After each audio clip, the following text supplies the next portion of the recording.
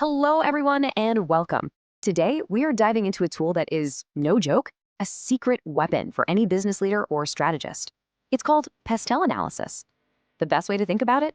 It's your strategic map for understanding all those big external forces that can totally change your business, the stuff that's completely out of your control.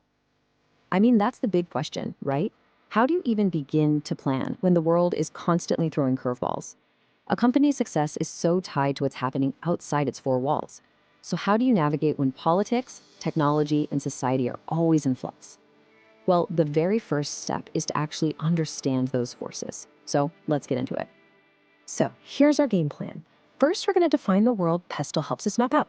Then we'll break down the 6 key forces, looking at the first 3 and then the final 3.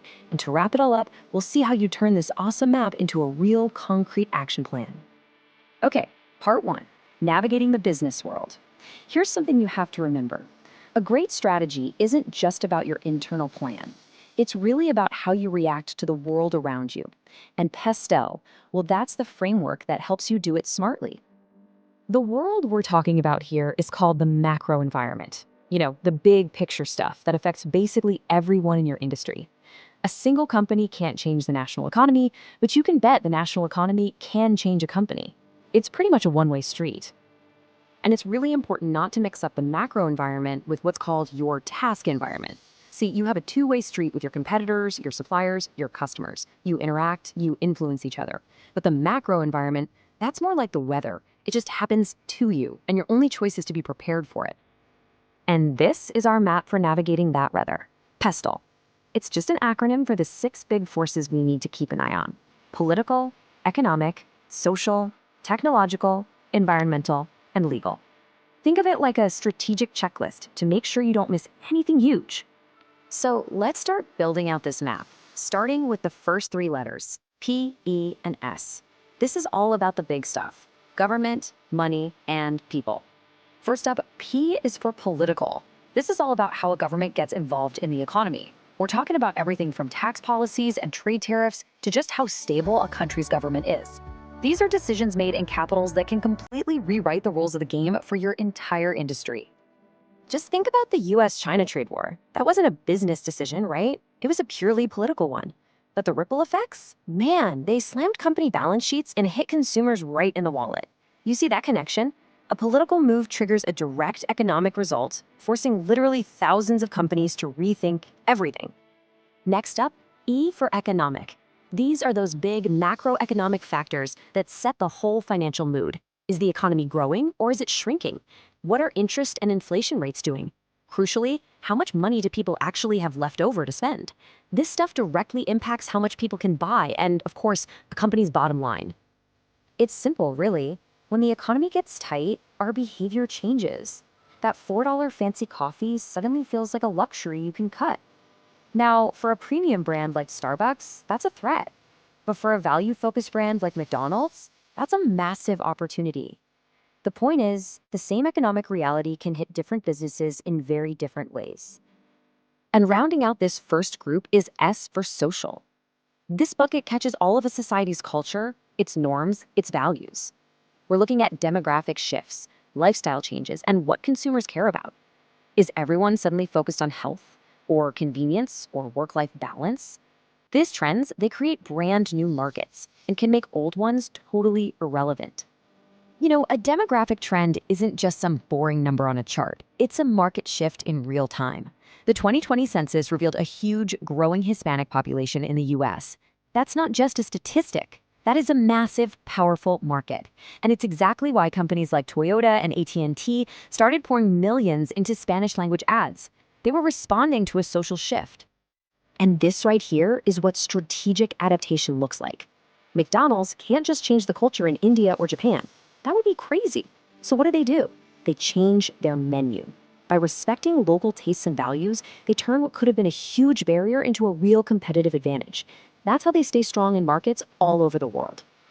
All right, let's pivot to the final 3 forces in our PESTLE framework: technological, environmental, and legal.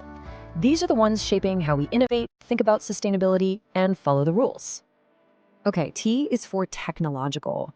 And if there's one thing we know for sure here, it's that technology does not slow down for anyone. This covers everything from automation and R&D to game changers like AI. New tech can create whole new industries from scratch, but it can also make your current business model totally obsolete, like overnight. Look at McDonald's again.